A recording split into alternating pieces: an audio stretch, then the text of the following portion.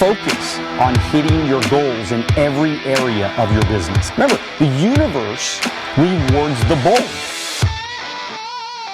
A leader has to take the risks. So welcome to the Wealth on the Beach podcast. My name is Daniel Alonzo, and again, I'm your host, bringing you some of the most amazing people of the world, the greatest minds of the world. We're talking about business, we're talking about money, we're talking about success and how to live your best life. And today we have the privilege to hang out with a really, really smart lady, Rebecca Walser. She's leveraged her background as a tax attorney, certified financial planner, and an experienced wealth strategist. Best-selling author Rebecca Walser is uniquely qualified to assess, structure, and implement the best income maximization, wealth maximization, tax mitigation, optimal legacy strategies for her clients. Now she has expanded to reach the reach of her unique message with the release of her first book. How exciting is that? First book, right?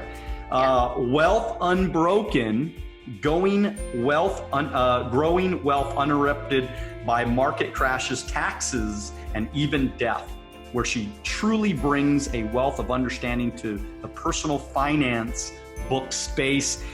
Hey, Rebecca, thank you so much for being here. I'm excited to talk to you, but I got to ask you, why is it so dang important that people get financially educated?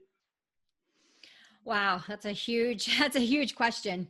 Dan, we've been used to kind of status quo for, I would say, almost 40 years and very close to 40 years. And that is changing in this decade. Between 2020 and 2030, we have the largest event that's ever happened in the history of recorded time that affects taxation and workers. That's happening, and that is the mass exodus of over 60 million people in about less than 10 years. So in this decade, we have 60 million plus baby boomers. Probably that's underestimated a little bit, but I know that we have a lot that are retiring in a really 6-year period. I focus on the 6-year period. That's a big problem. But let me just give you a really high level. If we have 124 to 126 million, what we call FTEs, full-time equivalent workers. So that's the federal government saying, okay, Rebecca, you work full-time, but these 3 people don't. They work part-time jobs at wherever. We are going to add them all together, and those 3 people equal a second part-time or full-time person. So we have about anywhere from 124 to 126 FTEs at any given point before coronavirus happened. And if you have that many people, but you have 60 million people that are going to retire in this decade, then you've got a problem, because that's literally half almost of your people. And we don't have the Gen Zers, the last generation. We don't have enough Gen Zers coming up to replace them. And not only are they not coming up to replace them, but Gen Z, as you know, Dan, they have different types of jobs. You've got the gig economy, you've got podcasters, you've got people that are in creative and innovative and doing new things that are not a W-2 employee paying payroll taxes, which is what supports Social Security and Medicare. So we have a huge discrepancy with the worker bees that are leaving, the traditional worker bees, I'll call them, and the worker bees that are coming in. And there is this huge disconnect. And now, of course, if you think about somebody who's worked for 30 years as a baby boomer and is at the top of their profession, making the top of money they probably ever made, versus somebody who's 20 working at the bottom of their profession, making the least they'll ever make, it's a huge gap. It's just a big disparity. So just that alone is going to change everything, including the tax code as we know it by the year 2030. We will not have the same tax code by 2030 that we have in 2020, that we enjoy in 2020, because taxes, whether people think, I always get people that call me up, Dan, and they're like, oh, Rebecca, I need help with taxes. I pay so much in taxes. And I laugh internally. I don't laugh at them, of course, but it's because they maybe they're making a lot of money, making over $1 million or something. And they see this tax bill and they think, oh my gosh, that's so much in taxes. Now, is it a lot of money that they're paying in taxes? It is. But look at it as a percentage of what they earned, and what you'll find, it's one of the lowest tax rates we've had since 1930, and FDR being the president. It is one of the lowest we've ever had federally. I'm not talking about the state taxes. I'm just talking about federal. And so if they think they're paying taxes now, man, I am praying for them for what's coming, because it's ugly. So when you, wow, that was really good. And you're so right. I mean, it just, the population, it just cannot replace itself fast enough for us to have enough people in the workforce. But I just, what I want to know though is, what do you think the tax code could look like in 2030? I mean, what's your prediction on that? It's alarming, actually, and I hate to even say it publicly, because people just discount it as some crazy conspiracy theory or something. And I wish it was a crazy conspiracy theory. Then I wouldn't have to worry about it.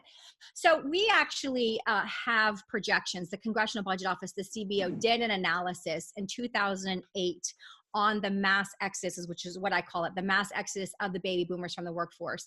And their projections from 2008, so these are 12 years old now, basically said that the lowest tax bracket of 10%, just to pay the benefits that we've promised to pay people. And they even slightly skewed their analysis and said, we'll even cut benefits for some people that have a lot of money. So they're already even means testing some of those benefits. But they said to pay the benefits what we've promised, the lowest tax bracket of 10% will go to 25% federally. And the middle class tax bracket of 25%, they said would go, or need to go, to 63% federally. And that's the middle class tax bracket. Then they did talk about the top tax bracket. They said the top tax bracket would need to be in the vicinity of 88%. And what bothers me is you hear all these people that say, oh, just tax the rich, tax the rich. There's not enough rich people. We don't have enough rich people. So this problem is going to affect every person, including the person who's flipping hamburgers part-time in high school. It's going to impact them. It's going to impact every single worker. There is not enough rich people that we can we could take 100, 200, 300% of what rich people have, and we would not have enough money. So it's going to affect everybody. And I can't stand when politicians say, oh, it's just a rich tax. We can just, no, you can't, that's ridiculous. The math is just discounted in 2 seconds. So it's big, it's massive. And it's a big problem. And the bigger problem is America's not prepared for it. And what America has done, ironically, Dan, the last almost 40 years, since 1981, it'll be 40 years next year, they have built most of their wealth pre-tax, thinking that when they retired and they were making less, because they were just making less, they would be paying less. And it actually is going to be flipped upside down on their head. And they're going to find themselves paying more taxes in retirement at a higher percentage than what they could have paid while they were actually working. So I mean, obviously that's, 88% for somebody that's wealthy to pay 88%. A couple things are going to happen. Number one, people are just going to stop innovating. They're just going to stop spending money. They're just going to stop working because, at that point, you're going to be working into July or August just to pay your taxes, maybe even longer than that, actually, just to pay your taxes. So what's the point? Could this society turn into a complete socialistic, where they're just going to have to continue to print money? I mean, because that's basically what's holding up the market right now, is the fact that they just gave us $3 trillion or whatever. So what do you say about that? Yeah, I mean, I think that you hit the nail on the head. Okay, so people have been saying for the longest period of time, and whatever side you fall on, red, blue, capitalism, socialism, I just want to talk about green and taxation, right? Because that's where we can all find middle ground. I mean, everybody says they're for higher taxes until it's their money that they're paying, and then all of a sudden they come to somebody like me and say, how can we pay less taxes? Even if they're a diehard, socialist, communist, whatever, they don't want to pay their money. Interestingly enough, everyone acts in their own self-interest. And that's why socialism and communism always fails. It speaks exactly to what you just said. There's always, for every government action on taxation, there's always going to be an opposite and equal reaction. And that's going to be exactly what you said. People figuring out ways to get what they need, but to not pay 88% in taxes. But what's really happened, if you look at it, Dan, is if you want to know why this is all changing, why is this is what I hear all the time from people. Oh, Rebecca, we've had Social Security since 1935 when FDR signed into law. We've never had an issue. It's going to be fine. Well, let me explain something. Social Security started in 1935. The baby boomers didn't start being born until 1946. 11 years later. And then they were born between 46 and 64. So you have 19 years where 75 million people were born unexpectedly. Definitely just a huge wave of births.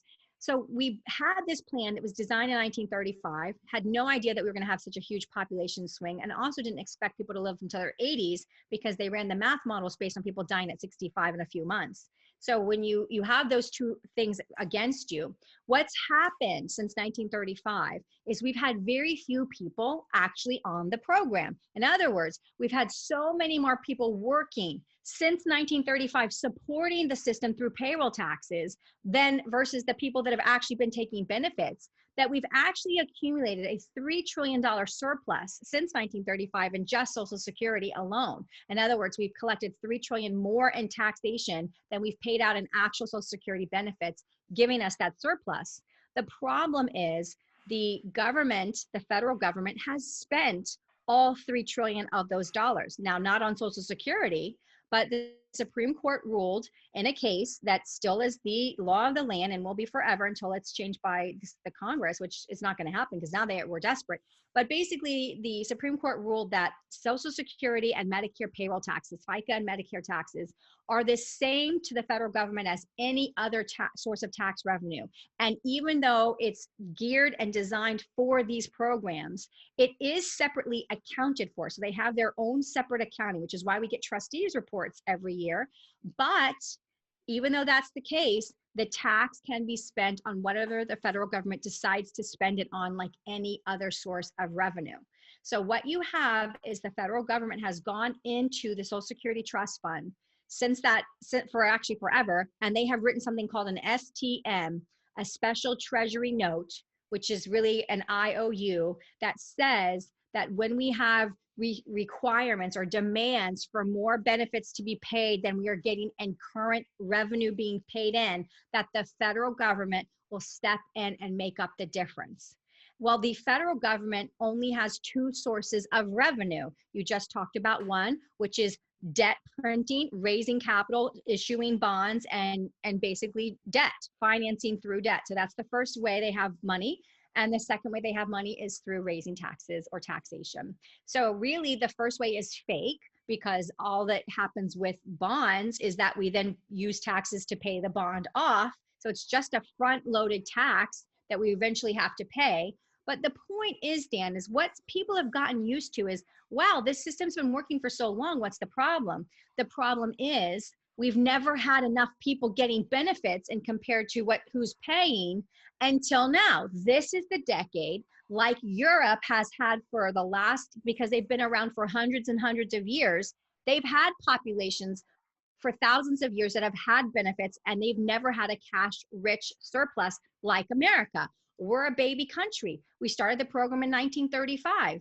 We promised all these benefits. We collected all these taxes. We spent all this money, and now we don't have any money. And we have 50 million people retiring in a 6-year window of time that we do not have enough revenue coming in to pay these people their benefits. And so this is going to be the first time in the history of America that we actually have to feel the benefits that we are paying for in these socialistic programs, Medicare and Social Security. This is the first time in our history that we're actually having to pay the bill, because we had so few people getting it and so many people paying, and now it's going to be exactly flipped. And this is what it's going to feel like. People are going to finally get what they want, which is we have socialism. Well, you're going to finally realize that it's going to cost so much more than what it's been costing, because we've had low taxes and high benefits for 40 years, and now finally this decade everything's changing. So this basically is a moment where people are going to have to decide, like, I got to figure out my own situation. I got to protect myself. I got to make sure that I am educated enough to make good, smart financial decisions, because the truth is, if you don't, I tell people all the time, look, your taxes are your biggest expense. And, people say, oh, I have a mortgage, I have a car payment. Oh my God, I want to get a lower payment on my car payment or whatever, or I want to go refinance my car or something like that. I mean, give me a break. I mean, your taxes are your biggest expense. Yes. If you don't understand how the game is played. And I feel so sad for so many people out there that it's almost like, and I use this analogy all the time, it's almost like you're taking your money when you don't understand taxes and you're just giving it away just to give it away. It's like you're taking that money and you're putting it on the ground and you're burning it. Because we know what the government does with most of our money. They burn it and they waste it, on $400 hammers for construction projects and stuff like that. And then we look back later on and we go, well, wait a minute, what happened to all that money? What happened to all, so much fraud, so much, what's the word I'm looking for? People that know each other, corruption, right? I mean, so much of that is happening. I mean, what's going on right now? What's your thoughts about, of course, the pandemic and all the money that's being raised right now and given away? I mean, there's a lot of fraud going on right now, I would imagine, on people getting their money. Yes, a lot of stimulus is happening right now. A lot of people are getting checks, but what's the cost of all this? Yeah. Well, when you see, somebody being arrested because they bought a Ferrari and something else with their PPP loan, then you know that there's some issues. I'm not usually one for a big government intervention because it always goes so poorly. This is an exception, I think, to my general rule of kind of hands off. We can do it better ourselves. Because of the fact that, if you look even back to the 1900s when we had the Spanish flu, we were kind of in the middle of World War I at that time. War is an economic stimulus, and we certainly didn't shut down the country at that time.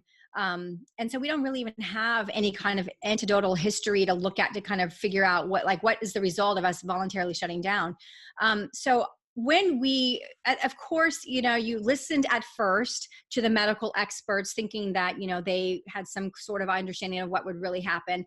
And it turns out, looking back in hindsight, that, if you look at a country like Sweden that didn't shut down and that really just, isolated kind of high risk people and age categories and those kinds of things and remained open, that was probably a much better way to go, because not only do you have a mass kind of immunization of just, people getting asymptomatic, but then they now have antibodies versus everyone else. And just, so we not only did we do disservices to ourselves medically, but also just economically. So because we voluntarily flipped the switch and stopped what at the time was really great fundamentals, I did understand that, we needed the government to kind of step up and say, look, we're going to help. And that only makes everything we've just been talking about that much worse, because the Federal Reserve has injected $2 trillion since March alone. We've obviously cut interest rates to almost zero. And then we also had on top of that, the CARES Act with the PPP, which is a lot of money as well. So you look at a package of about $6 trillion total. We haven't spent it all yet, but that's what's been approved. And you've got other people that are saying, we need stimulus round 3, round 4, round 5. And it's like, whoa, wait a second. So while I can see the need for it, I also can see that we need to get back to work as fast as possible. It's just amazing to me that, we have so many people that are critical, of getting back to work. I remember I just even myself going on, Fox Business and saying, we got to get back to work. We got to reopen. And I had people like tweeting me and messaging me on LinkedIn and stuff saying, oh, you're for profits over people. And I'm like, when did this become the message? Like, this is not a binary choice. There is a way to have profits and people. Look at Sweden, look at South Dakota, look at the places that we can emulate that have done this very successfully. It's not a one or the other mutually exclusive choice. So we have to get back to work. And I think we should have learned a lesson that unless we know we're dealing with like the bubonic plague, like the Black Death, where 50 million people are literally going to die because it's such a virulent disease and such a mass spread disease. We just can't do that again. That was just so ridiculous to allow people to be so speculative on a virus that was so not known that we would shut down an entire world and country. I'm talking about us, but the whole world pretty much did it, for the few exceptions. And it's ridiculous. It was crazy. And now we're dealing with 25,000 businesses are going out of business. They're projecting right now. I mean, this is these are these people's livelihoods. This is their family businesses. This is their legacies that are all going away. I mean, it gives me the chills even thinking about it. I mean, it makes me like very, very upset because I feel like, there's a lot of people on, they're talking in the media that they are, they're pretty cush, right? I mean, they got their TV, they got their cameras on them, and they're making their couple $1 million a year, and Yep. they're getting their checks every single week. But they're sitting, wait a minute, over people. Are you kidding me? I mean, what's the what is it? 0.03 chance that you're going to die from it. The flu is what, 1.3 or something like that. And so it is mind-boggling to me that we've shut down the world. I mean, I can't even go to the movies. I mean, are you kidding me? And if I go to the movies, I'm going to have to wear a mask and sit 6 feet apart from anybody that's, you got to be kidding me. I mean, I've been in the business of people for 24 years. I've shaken about a bazillion hands.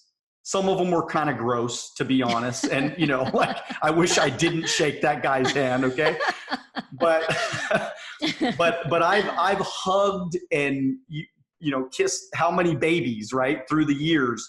And I can tell you that I've gotten sick a handful of times. I think it really comes down to, like, look, let's use this as a moment to say, let's take care of our bodies, right? Let's get more healthy. Let's eat better. Let's drink more greens. Let's, get healthy, because it's the people that were not healthy but they would have died even by getting the flu. They could have died. So that's where I have a little bit of a challenge with some of the thinking out there. I don't know. What's your thoughts on that part of it? Dan, you're so right. And I think that it just lets us know, not that we ever wanted to go through something like this to get these life lessons for our country, but here are the life lessons from somebody who is, believes in I would say, like a libertarian. As an attorney, you go to law school and you want to know what protections we have under the Constitution. And you want to know that those haven't been completely, obliterated with case law at the Supreme Court level. And we have really lost a lot of the protections and the freedoms that we start with just over the natural course of the history of 200 plus years in our country. But we still had a right, to go to church and to say what we wanted. And now what you're starting to see is this is the first time ever in our history where we had, people, city councils, mayors, people that were unelected, governors, just arbitrarily say, well, you can go to Walgreens or you can go to Walmart and you can go to Home Depot, but you can't go to your church. Or, you had people getting bananas where, federal judges, some of the opinions that came out and will still come out, you couldn't make this stuff up. This one federal judge talked about, a church in Kentucky and said, gosh, I never thought I'd see the day where I could go to the grocery store, but I couldn't go to church. The grocery store is not protected under the First Amendment. Church and free, assembly, that's all protected under the First Amendment. So really what we have here, and it will go to Supreme Court and there will be a case, and I hope it's the right case, but we are going to have a challenge on this, because you cannot allow, with the Bill of Rights and the First Amendment, we cannot allow, if we want to stay free, which I do, and I hope you do, and I think everybody does. If you want a free society, you cannot allow something like an emergency to come along and then have a elected official or a non-elective agency tell you what you can do and what you can't do. Because the second we do that, we've lost our freedom. Let me explain something to you. I got so many tweets and so much response of, oh, well, Rebecca, it's all for our safety and our good. I could convince somebody to walk and follow me to hell. As long as I told them it's for your own good, it's for your own good at every little step. Eventually you're end up in hell. And I say, oh, well, sorry, you're here.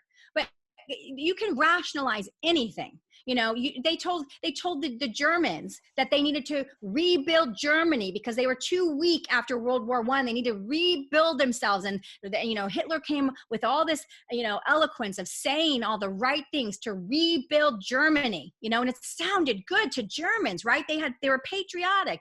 Until you realize the guy was a freaking nut job and he wanted to kill 6 million people that weren't German. It was just and I think that you were right on earlier when you were talking about this socialistic, bend that we're on, socialistic road that we're on, because the truth is that there's a lot of people in America right now that they are socialists. And they want to say democratic socialists, or they want to make it sound a little bit better. but look, the truth is there's a lot of people that just do not want to work. I mean, there's a lot of people that want, like, I'm not even kidding. One of my friends the other day, he said, he was talking about somebody about giving him an opportunity to work. And the guy's like, well, my job's paying me right now. I'm getting the stimulus. I'm not working and my job's still paying me. So why would I do anything else? I can sit home and do nothing. And, why would I try to even do anything else? This is free money I'm getting. Why? And so, and by the way, that's happening everywhere. I'm talking to business owners. The lady that cuts my hair, she said she's trying to have her, the people come in to work, right? So she could start, staffing the place. People don't want to come in. They're scared. Everybody's scared. They don't want to look at another human being because they think they're going to get the virus by looking at somebody. It is complete brainwashing of human beings. And I believe that it is for the whole sole purpose of turning this country into a socialistic nation. And I think it's really, really sad because look, I fly my, American flag in front of my house for as long as I could possibly remember. I love this country. I mean, I feel grateful every day that I was born in America. I mean, this is the greatest, freest. I've traveled all over the world, and guess what? I'm always excited to come home, right? You're always excited to come home because you're like, I'm free here. I can do what I want to do. But when you tell me that I can't go in the grocery store without a mask on, I got a problem with that because that's like a little beginning, right? And everybody's buying it. It's like you're buying the bull. And then next thing we're going to wake up, like you said, we're going to wake up and oh, well, we're here. We're here now. Yeah. And they got what they want. So I don't know. So, hey, look, I want to stop right there real quick. We'll get back to some other issues, but I want to find out a little bit about Rebecca. And I went way too long. I usually do this very, very soon, but I'm just I love talking to you, Rebecca. You sound like a really smart person to me. Where'd you grow up and what did your parents do? Yeah, so I was born in actually Sasebo, Japan on a naval base. My dad was in the Navy. And so I stayed in Japan until I was about 3, almost 4. Then came back stateside, lived all over, Navy brat, and sort of hated the military because of that, because it's not good for kids. It's really hard when you're a kid growing up and you're changing schools every 4 years. But that really was trying, I think, for my parents. They had 4 children in 4 years, literally. And both of them had come from really kind of well-established upper middle class, even really sort of entrepreneur, capitalist, wealthy.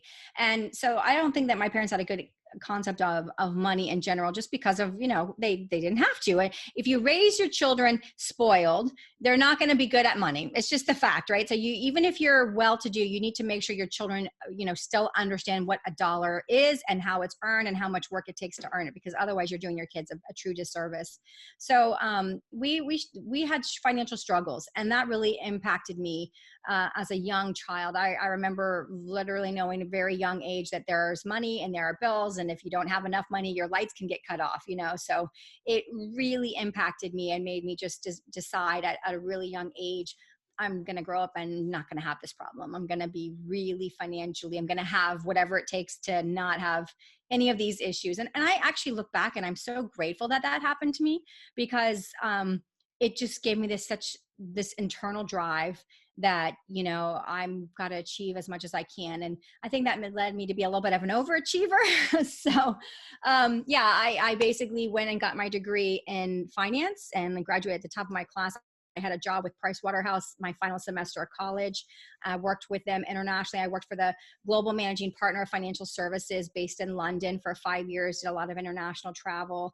And then I worked kind of more, I decided I was working with just nothing but Europeans and people in the Asia Pacific theater, as we called it. And I really wanted to come back stateside and be more domesticated. So I came back and I worked for AT&T and some real estate things. And then I decided, you know what, I keep bumping up against tax law. it doesn't matter how much money you make if you're going to have a lot of taxation. And so I decided I need to understand this taxation situation. So I went to law school. I went to Florida after working for 13 years in finance. And then I went to NYU in New York City for my advanced tax degree in tax, and my advanced law degree in tax. And then I became a tax lawyer, practiced that exclusively for a while.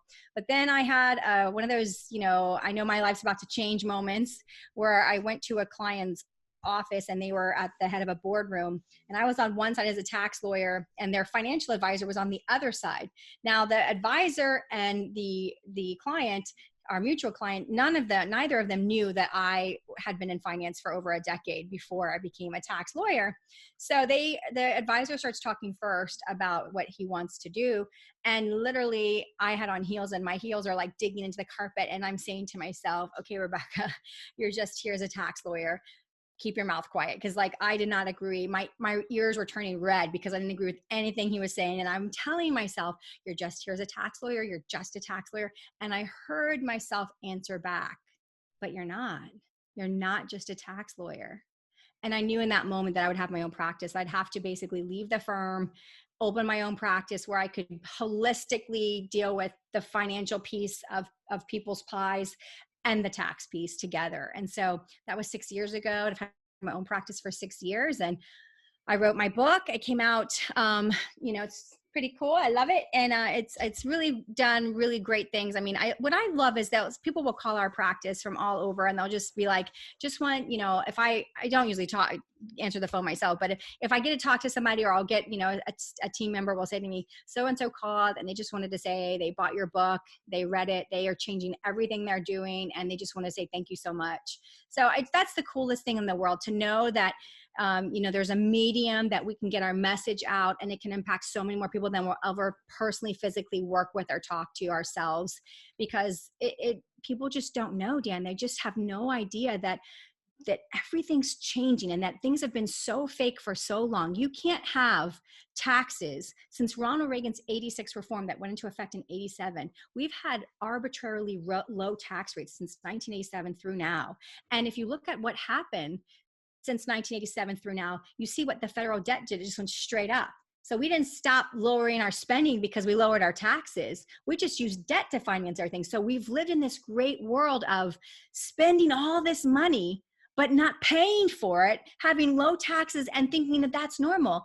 It's not normal. Ask the people that live in Europe how much they pay. I love when we were going through the Democratic, process of nominating somebody to go against President Trump, and Bernie Sanders or anybody would bring up the Swedish or the Nordic countries, Denmark, Sweden, Norway, and talk about, how great their medical system is. And I had to laugh because in Denmark, if you make $36,000 a year, okay, in the United States of America, $36,000 a year as a single person is in the 12% bracket. You are in the second lowest bracket we have federally.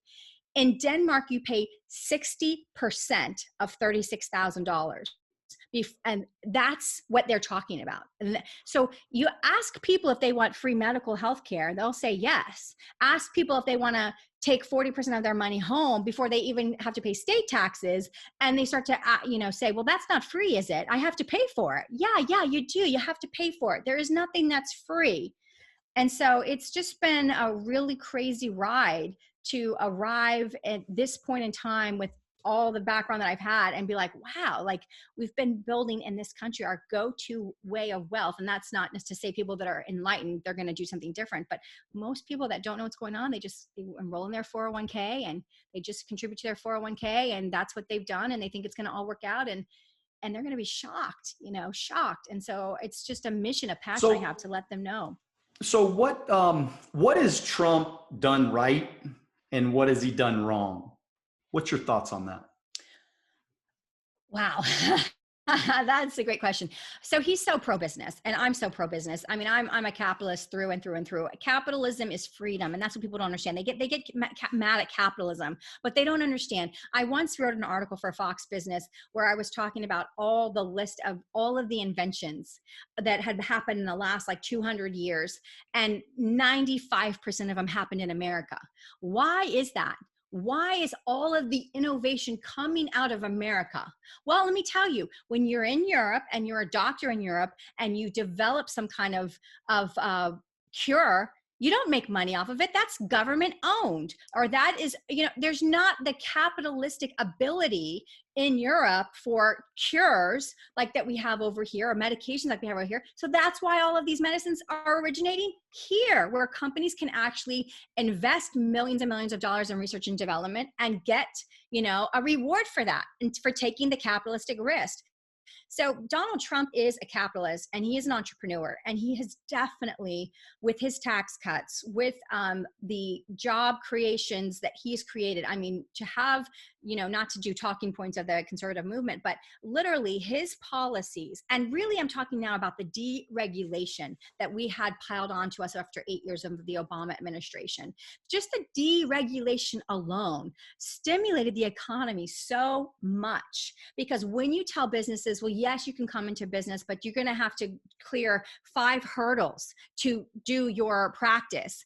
People say, oh gosh, if they don't just give up outright, they just say they raise the price of whatever, everything becomes so much more expensive, so much more bureaucratic, and just peeling back regulation was just such a huge weight lifted. So you've got regulation reform, you've got, if you look at the stimulus of different industry and different sectors that basically stimulated minority unemployment. We had the lowest minority unemployment in all of the minorities that ever in the history of our country. So you've got that, I think, not to talk, just to stick on economics, I could stay, but, there's criminal justice reform that he did. I can't understand how people see him.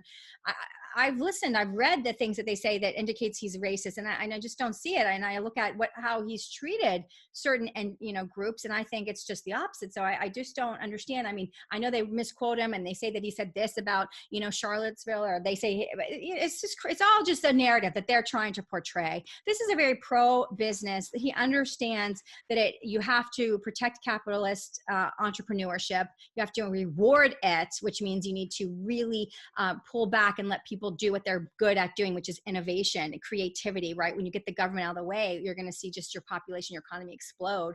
And so thank God that he has been the president for such a time as this. The key real quick to what you just said, though, is you have to reward people. Mm-hmm. I mean, ultimately people want recognition, and when you're an adult and you're trying to feed a family, the recognition is the money. Yes. So when you go to work and you perform well, or even somebody like yourself, I mean, you've spent how many years educating yourself, mm-hmm. getting experience, ups and downs, good times, bad times. I mean, taking the risk of getting an office and employing people, and the risk of all that, because the truth is that somebody like yourself, if not for Zoom or something like that, I mean, your business would have been wiped out, because, nobody can come out of their house, or if we didn't have the technology today, so many more businesses would have been completely wiped out. So, I mean, I feel like there's got to be a reward. There's got to be hey, look, we appreciate you as a government. We appreciate the small businesses, because let's be honest, the small businesses employ, I'm probably saying this wrong, but I don't know, it's like 80% or 90% of all the jobs come from just the mom and pop businesses, the businesses that might not be the S&P 500 companies, but it's those small businesses that took the risk, that took the chance, that just had this dream and this idea of one day we can make it. One day we can build a little diner, or we can build a little business. I was listening to somebody the other day, and he's like, I used to go to this little store around the corner every single day. And because of all the protests and all the things, I mean, they trashed it. I mean, they ripped this place apart. And this guy, this was his whole life that he had in this business. And this is going on all over the place. And the truth is, what I find is amazing is that what happened to social distancing? How come people are so close together, burning things and, going crazy? What happened to social? The government's not saying anything about social distancing now, are they? Yeah. Because Yeah. So go ahead. I saw, Dan, I saw a tweet of, I think it was either Reuters or AP or Politico, one of the three. And they were talking about yesterday, or recently Trump's team announced that they're going to go ahead and go on with their full rallies again. And the announcement was so jaded, right? It was President Trump's team and our campaign, team announces that the new rallies or new mass rallies are coming despite the risks of the coronavirus and in the middle of the pandemic. And I just thought, are you kidding me? Didn't you just cover 5 seconds ago the 10,000 person march in New York City? Right. I mean, it's just so, it's like, really, are we dumb? Do we seem dumb? Like, oh wow, it's fine that there's rioting and you're supporting that, you're supporting mass protesting. I'm all for peaceful protesting, by the way, not riots, but right to assemble under the First Amendment. We have that right. So I'm all for it. No matter what it is, no matter what topic it is, we have the right to do it. One of the things you said that I just want to touch on, because you don't even realize what you're saying, maybe from an economic perspective, but it's amazing. You're saying you have to give people an incentive. You have to, which is the reward. You have to give that reward. This is the simplest, most basic fact of why communism and socialism fails and will always fail. Because when you have ownership by a collective, which, by the way, is what socialism and communism is. So let's just deal with all of this wrong information out there and all these little videos that come out that say, we already have socialism. We have the post office and we have Medicare and we have Social Security. Okay, that is not socialism. Socialism is not taking in taxes at the federal level and then spending taxes on programs that the economy and the country deems worthy. Military, social safety nets, post office. That is not socialism. Socialism, communism is ownership by a collective. So the end of all private ownership is the definition of socialism. And so that's why it fails. And that's why it will always fail. You have the best example of modern time in basically Venezuela. You have a person who comes to power who promises to use the revenues for the benefit of the people. And initially, in the first couple of years of that regime, they did build a lot of houses with the oils. They basically nationalized BP's, all of their oil rigs, everything. They just took over nationally all of the ownership of oil of Venezuela. And they initially did build a bunch of houses and all these things. But a couple of years in, guess what happened? You had the people that are human beings running it that got corrupted because they're controlling so much money, and power corrupts and absolute power corrupts absolutely. And these people got corrupted and they corrupted the military. And guess what? They stopped building. They stopped improving. They stopped maintaining. The country just started going straight down, because there's no more private entrepreneurship. There's no more private enterprise. There's no more reason to go there and do business. It's all government run. Government becomes corrupted. Government fails. Nobody steps up to take care of anything because there's no reward for them, because they're either going to get what the government says they're going to get, or they're going to get nothing because the government determines everything. This is why it will always fail. If you do not give the person a reason to improve themselves or their family, they will not do it. There has to be always an internal reason to make something better for you or your family. And if you can't, no matter what you do, change your circumstances because they're government dictated, then you won't do anything and you will have another failure, just like Venezuela. Have you had challenges, Rebecca? Challenges in business ever? Show, yeah, of course. Yes, of course. I mean, nothing's easy. You have to keep going. You have to talk to all those, because there's a lot of entrepreneurs right now, a lot of small businesses that are listening right now. And so I want you to just for a couple of minutes, talk to them about, look, how you got to fail forward, how you got to, dust yourself up every once in a while when you fall down. Tell us about a little bit about your life and how you've overcome some adversity. I think that you start off and you have a dream, you have an idea, you have a thought, right? And you start to achieve it, and you're starting to get some success, and then you have a problem, you have a failure, well, that didn't work out the way we thought it would. And you always come, and we all do as entrepreneurs, we always come to a fork in the road. And, it would be so easy to say, you know what, it didn't work out. Let me just go find a W-2 position and get healthcare benefits again, and, be covered on somebody else's plan. And, I can get a decent paying salary job, and that's fine. And it'll all be fine. You can go down that road, but I like to encourage people, like, think through that, right? Go down that road. And let's say you're going to get, maybe a 5% increase, which would be great every single year. Maybe a little bonus here or there, 10% bonus. I'm giving you a really good job that probably doesn't even exist. You follow that down. You can do a future value calculator, inflating your payroll rate, and then just see what you're going to be at in 20 years. Right. And that's the end of that road. It's very clear. It's a very kind of straight and narrow path, unless you get laid off, which would make that road look worse. But I'm giving you a really rosy picture. You go down that road. What have you achieved in your life? What have you taught your children? What have you contributed to society? How have you made America better, other than doing your job, which I'm sure is important, in some capacity? It's helpful. But that's a very traditional path of least resistance, right? And wide is the gate, many will follow that one. But we look over here at this path, and very narrow, very few follow, because you have to have a certain mentality, a certain mental toughness, right? You have to be able to say, yeah, there's a challenge, and yeah, I failed. But most entrepreneurs agree that the best lessons they've ever learned and how they've innovated better is through their failures. They fail up, they fail forward. They realize, oh gosh, it didn't work. And now I see why. And I'm going to handle this so much differently next time. It's kind of like litigation as lawyers, right? You try something that didn't work. So, I'll never do that again. I know I'm going to start approaching this differently from the very beginning. That's all of us, no matter what line of work we're in. We are all learning from what we did wrong, so that next time it won't go that way. And if you give up, you could just be that much closer to your next breakthrough, and you gave up. So I like to say, before you give up, and before you call it a day, and before you, just say that's it and close the shop, turn off the lights, put the clothesline on the window, whatever it is that you do, just go back and see that track there, and realize how little of an impact versus what this one could be. There's so much more opportunity over here. There's so much more window of possibility over here. And that's what we have to keep our eye on, is the future that is so big, it's unknown, it's unknowable, it's unimaginable. Whereas this one, we can just literally forecast this one out mathematically, and it's just so depressing.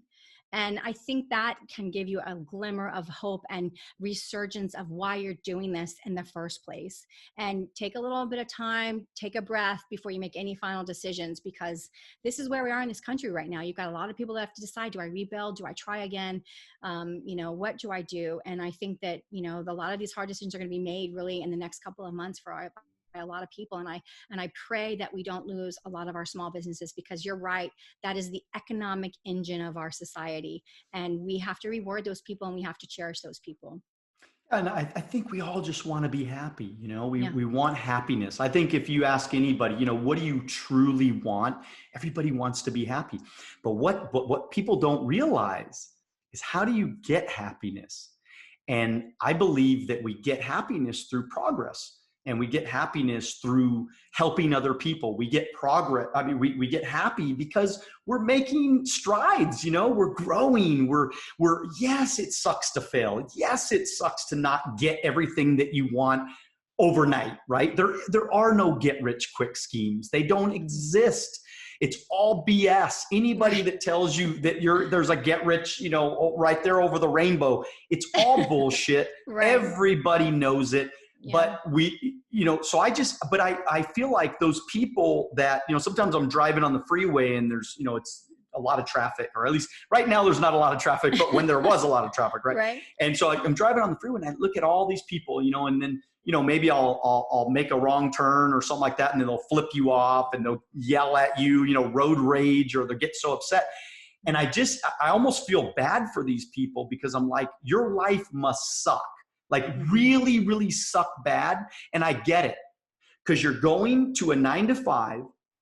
You haven't made any progress. You haven't read a book since you were in high school. Mm-hmm. You haven't learned anything new. You haven't made a new friend. Mm-hmm. You haven't built any new relationships with people. Mm-hmm. So your life's not better. That's why you're pissed. That's why the only thing that brought you joy that day was seeing me and being able to get mad at me and flipping me off. That gave you some sort of hey, that was fun, or whatever, a different, transition of your day. I just know that there's a better way, and business owners are important, and the small business owners is important, and people that take risk. I think you got to take risks. You got to go for it. You got to take a chance in your life. You've taken some big risks, Rebecca, right? I mean, what's one of the biggest risks you've ever taken? Well, I think, starting off as a lawyer, a couple years into practicing law, knowing that I had, over a decade of experience in finance, and saying, I'm just going to open my own practice, that's pretty crazy. And we've grown really quickly. And I got a lot of people that say, well, gosh, you're only in this for 6 years. And I've been doing this my whole life. I haven't been a lawyer my whole life. I had to go to law school for that. And so before you graduate, take the bar, you're not technically a lawyer, but this has been me my whole life. I look at every single angle, dissect every way around this problem, figure out what's the best argument, why, and how can I convince other people? And so, we've grown really quickly, but to go out on your own as, that fast after, practicing law and then saying, I'm going to do it. You just have to have a certain amount of, chutzpah, as they would say, right? Like I'm ready to go for this. And I would just encourage people, especially now, like there's going to be so many businesses that fortunately don't come back, and it's going to open up some opportunity for people that maybe didn't exist before to fill niches and fill needs and fill holes and gaps. And those entrepreneurs that rise to the occasion are going to be so happy and so rewarded. And you can't go into it thinking it's an easy road. That's why so few do it, right, Dan? Is what it's like. You just can't expect. People are so unrealistic. Oh, I'm going to have overnight success. I'm going to be, on television. I'm going to be nationally known. Come on, it's not going to happen just like that. It's going to take a little bit more time. But if you're determined, if you're absolutely determined, then I can't see anything that could stop you. Where there is a will, there is a way. It's not a cliche. It really, truly, absolutely is true. And so I just hope that there are so many people that can be encouraged to keep moving forward and fail up, because that's really what you're doing. Failure is just really disguised as failure. It's really you figuring out how success comes. That's all it is. And so people just need to get through it, and hopefully they'll be able to have enough capital to reestablish their dreams. I mean, because the people that have been their stores and their shops, I was actually shocked. I watched this one female, she was so upset. She was in Chicago. It made national news. She was in Chicago, and she literally turned on her Facebook live stream and videoed herself screaming at people that in Chicago were outside, that were armed, guarding their stores. She was so mad that somebody would have the gall to hire people with guns to make sure their store didn't get busted. She's like, all of these people are preventing us from coming here and looting and getting their stuff, and she was mad. She was infuriated. She goes, this is our turf. They're on our turf. This business is on our turf. And I'm thinking, but aren't they part of your community? And she literally ranted for 7 minutes. It was like a 7-minute live stream. They got, pushed out everywhere. And I saw it. And I was just like, wow, the difference between how that person thinks and how I think could not be. We are just opposites 1,000%. To be angry at people to defend their store and think that it's just property. It's not just property. It's somebody's dream. It's somebody's legacy. It's somebody's entire life investment. And they're protecting it because they know that. And you just think it's just a free, cell phone or a free piece of jewelry or a free pair of shoes. People just don't get it. If you're not a business owner, Dan, they just do not have any idea what it takes to get a business permit, get a business license, get insurance, find a location, have enough money from a bank or to save up to create a store, to sign a lease and give a personal guarantee. They have no idea what happens and what goes into it. And for them to say it's just crap from China, which is one of her things she said, I was just like, oh, we need business education. We need finance education immediately, because this is a country that doesn't know what's going on.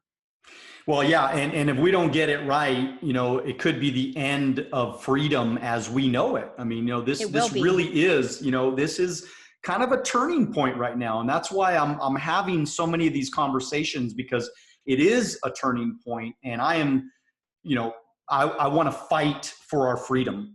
Freedom is not free. So you have to fight for it. And so we do have to talk about it, and we do have to be brave when it comes to, having these conversations. And so, look, I only got a couple more minutes with you, but I just want to ask you, a little bit changing gears. Obviously, you're an expert when it comes to taxes. And, I know a lot of your clients, they might be making $500,000, $1 million, $5 million, $10 million, whatever. You have some pretty high net worth clients. But the people listening right now, they're small business owners. They might be making $30,000 a year. They might be making $100,000 a year. And so what are a couple of, just little tips that we can end this with on things that they should make sure they're not overlooking or making sure that they're doing? Maybe a couple of ideas. What I find from a perspective of taxation is the standard go-to play is the tax deferment. So we've gotten addicted to tax deferred, right? And that leads to so let's say they've gotten a work 401k plan for themselves and their team. So they basically can put so much per year as the owner of the business towards the work 401k. And that will bring down their taxable income so that they basically don't have to pay tax on all of their earnings. While it sounds enticing, you're making a deal with the devil is what you're doing, because you're foregoing paying tax right now when it's the lowest. And certainly if you're making less than 100,000, your effective tax rate is probably somewhere in the 12% range, federally. And that's the effective tax rate. I kid you not. So if you're under 100,000, I would just strongly encourage you to look at the actual rate you're paying. So take your federal tax, and divide it by your earnings and see what you're really paying as a percentage. You will be shocked how low it is. And then start to realize, I'm deferring paying taxes at 12, even 15% for a future where, just to recall and refresh your memory, Congress is saying that somebody who's in the lowest bracket is going to be in the 25% bracket, and the middle class bracket is going to be in the 60s, just because of what's coming this decade. So don't fall into the trap of just pushing everything down the road, because the road in America from a tax perspective is very ugly now. We're finally going to have to start paying for the systems that we've put into place for 60 years. And that means the tax rates are going up. So that first thing I would say is everyone's go-to is 401k, and it's a mistake. Roth 401k is completely different. Roth is a great tool because you pay the tax up front with the low tax rates. And then not only are your funds tax-free, but all of your growth is tax-free for your entire life under the current tax code. That's how the Roth works.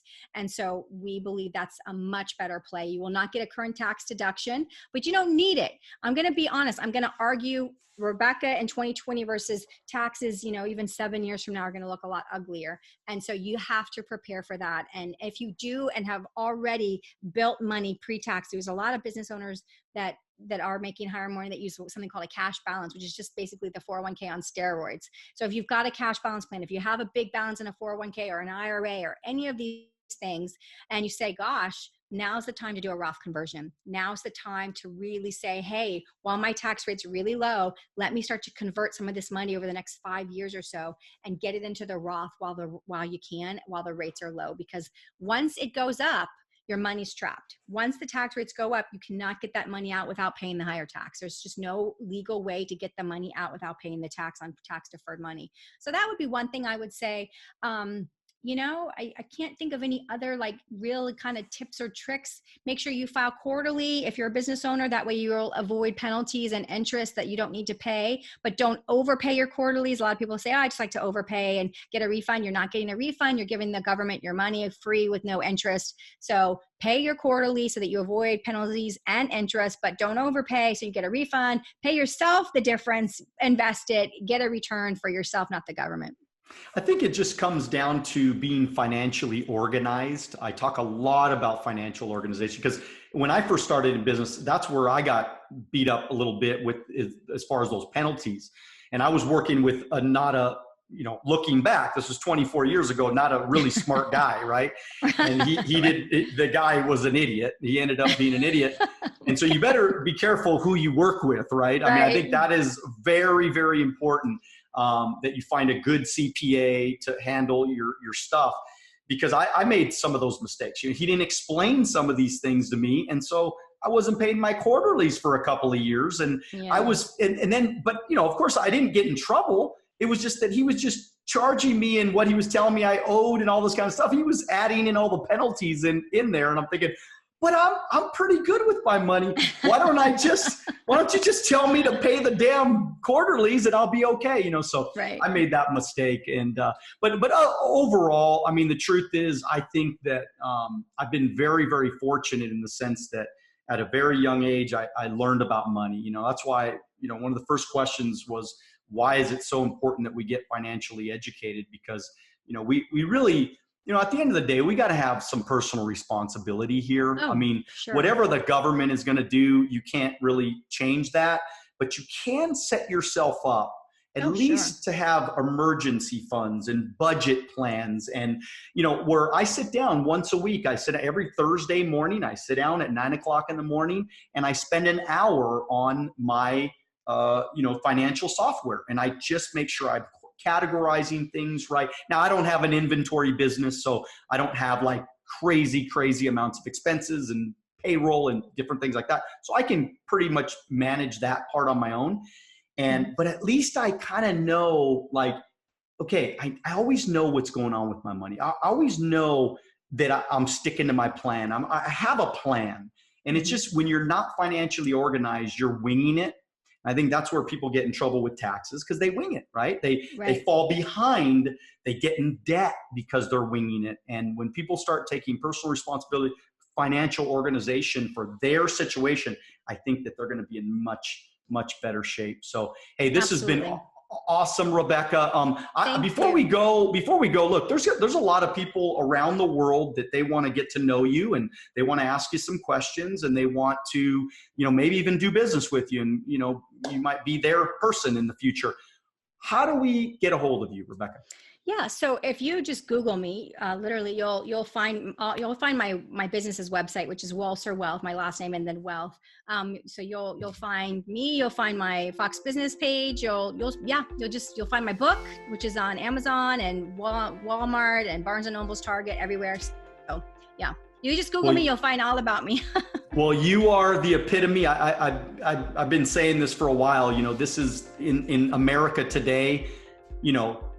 Women power is a real thing. Okay. Yes. Woman power, like maybe they said it a long time ago, but it didn't mean as much as it means today, I believe. This is the decade, the era, the future of the woman, and you are the epitome of that. And I just want you to know that I completely respect you and am inspired by you, everything you've done, everything you've accomplished, everything you're about to accomplish. And I just think you're a great role model for a lot of people. So thank you for being with us on Wealth on the Beach podcast, and just excited about the future and getting to know you even more. Thank you, Dan. Great to be here. Thank you so much. That was awesome. Thank you. All right, everybody, dream bigger than ever, but make sure you get after it and do it now. God bless.